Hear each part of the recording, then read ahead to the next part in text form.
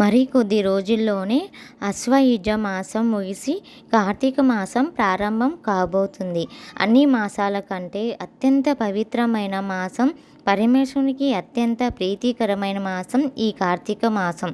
ఈ కార్తీక మాసంలో నెల రోజుల పాటు సింపుల్గా ఇంట్లో పూజ ఎలా చేసుకోవాలో ఈ వీడియోలో తెలుసుకుందాం. కార్తీక మాసం ప్రారంభమయ్యే ముందు మన ఇంటిని ఎప్పుడు శుభ్రం చేసుకోవాలి?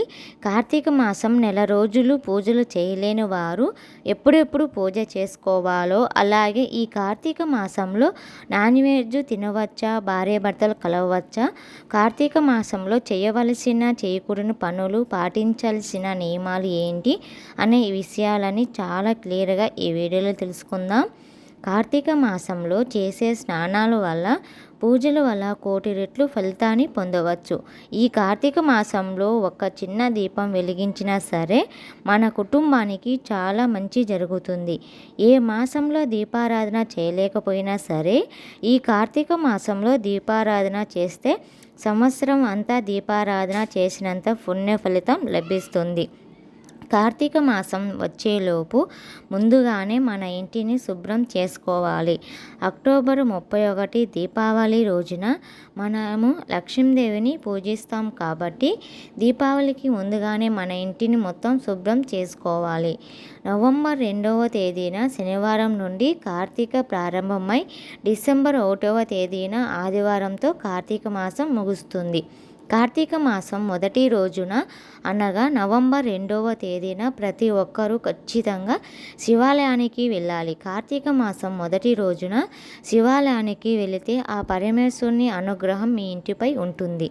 అలాగే కార్తీక మాసం 2వ రోజున అనగా నవంబర్ 3వ తేదీన ఆదివారం నాడు అన్నదమ్ముల ఇంటికి వెళ్ళి వాళ్ళ ఇంట్లో భోజనం చేసి మీ అన్నదమ్ములకు కానుకలు ఇచ్చి ఆశీర్వాదం తీసుకోవాలి.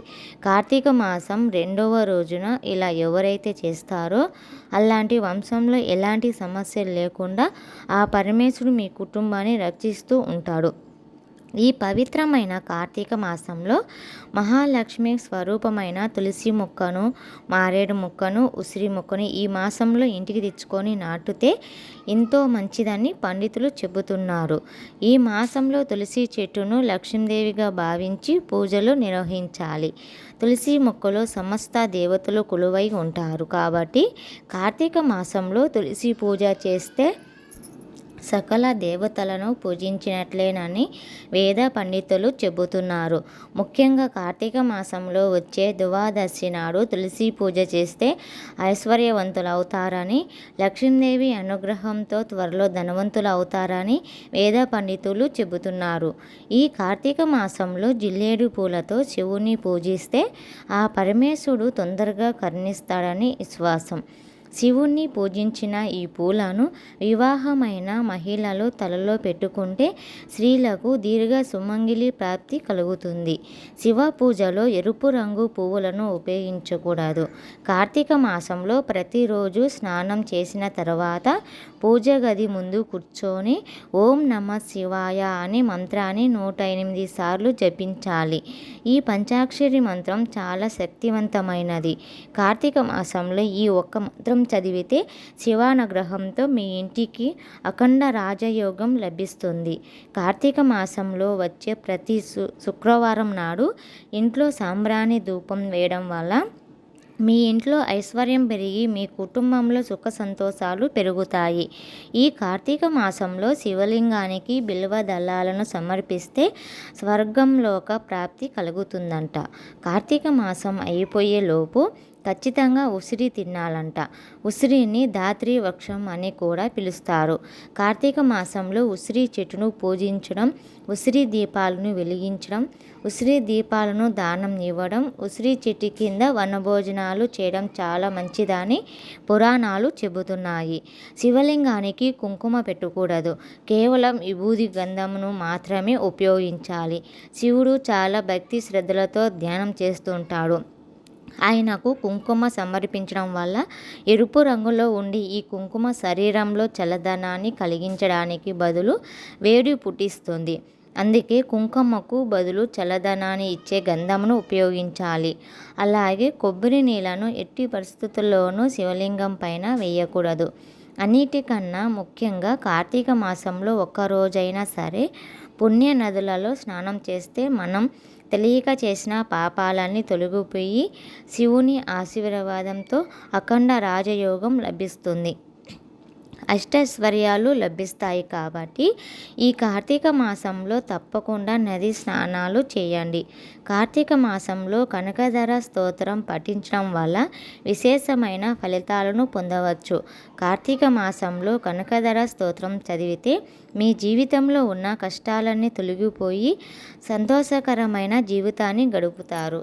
కార్తీక మాసంలో శివునికి పూజ చేసే భక్తులు మాంసాహారానికి దూరంగా ఉండాలి.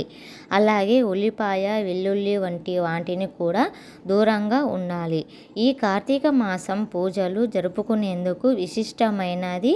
ఈ కార్తీక మాసంలో కార్తీక పురాణం చదివిన వారికి, విన్నవారికి 7 జన్మల పుణ్యఫలం దక్కుతుందని, వివాహిత స్త్రీలకు వైధవ్యం రాదని నమ్మకం. కార్తీక మాసంలో వచ్చే సోమవారానికి చాలా విశిష్టత ఉంటుంది. కాబట్టి ప్రతి కార్తీక సోమవారం రోజున తెల్లవారుజామునే ఇంట్లో స్నానం చేసేసి బ్రహ్మ ముహూర్తంలో ఇంట్లో పూజ చేసుకోవాలి. అయితే కార్తీక మాసంలో ముందుగా కార్తీక స్నానాలు చేయాలి.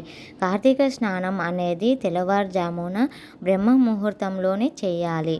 కార్తీక మాసంలో ఉదయం 4 గంటల నుండి 5 గంటల లోపు కార్తీక స్నానాలు చేయాలి. ఈ కార్తీక మాసంలో కార్తీక పురాణం చదవడం లేదా వినడం వల్ల 1,000,000 జన్మల పుణ్యం లభిస్తుంది. కార్తీక మాసంలో ఏదైనా నదుల దగ్గరకు వెళ్ళి కార్తీక స్నానాలు చేయాలి. నదులు అందుబాటులో లేని వాళ్ళు మీ ఇంట్లోనే స్నానాలు చేయవచ్చు. ఇంట్లో స్నానాలు చేసేటప్పుడు నీటిలో కొంచెం పసుపు కానీ గంగాజలం కానీ వేసుకొని స్నానం చేస్తే పుణ్య నదిలో స్నానం చేసినంత ఫలితం లభిస్తుంది. అయితే ఈ కార్తీక మాసంలో పూజలు చేసేవాళ్ళు చన్నీటి స్నానం చేయాలి. ఆరోగ్యం బాగలేని వాళ్ళు మాత్రం గోరువెచ్చని నీటితో స్నానం చేయవచ్చు. కార్తీక మాసంలో పూజ చేసే ఆడవాళ్ళు ప్రతిరోజు తలస్నానం చేయాల్సిన పని లేదు. మగవారు మాత్రం ఖచ్చితంగా ప్రతిరోజు తలస్నానం చేయాలి. ఆడవాళ్ళు మాత్రం ప్రతి 2 రోజులకు ఒకసారి లేదా 3 రోజులకు ఒకసారి తలస్నానం చేసి ఇంట్లో పూజలు చేసుకోవచ్చు. స్త్రీలు తలస్నానం చేయకపోయినా పాపిట కుంకుమ బొట్టు పెట్టుకుంటే తలస్నానం చేసినట్టేనని పండితులు చెబుతున్నారు. కార్తీక మాసంలో అన్నదానం చేయడం వల్ల మీకు చాలా శుభ ఫలితాలు వస్తాయి. ఇలా చేయడం వల్ల మీకు పేదరికం సమస్యలే రావు. ఈ మాసంలో దంపతులు బ్రహ్మచర్యం పాటించాలా అంటే అది వారి వ్యక్తిగత విషయాలను వారి ఇష్టాన్ని బట్టి ఉంటుంది. కనీసం కార్తీక సోమవారాలైనా బ్రహ్మచర్యం పాటిస్తే మంచిది. కార్తీక మాసంలో అత్యంత పుణ్య రోజులైన ఏకాదశి, ద్వాదశి, పౌర్ణిమ సోమవారాలలో నియమ నిష్టలతో శివునికి పూజ చేస్తే అనంత కోటి పుణ్య ఫలితాలు దక్కుతాయి. ఒక సోమవారం అయినా సరే నియమ నిష్టలతో ఉపవాసం ఉండి శివాలయంలో దీపం వెలిగిస్తే శివుని అనుగ్రహం మీ ఇంటిపై ఉంటుంది. ఈ వీడియో నచ్చితే ఒక లైక్ చేయండి. ఇటువంటి మరిన్ని వీడియోల కోసం మన ఛానల్ని సబ్స్క్రైబ్ చేసుకోండి. Thank you for watching.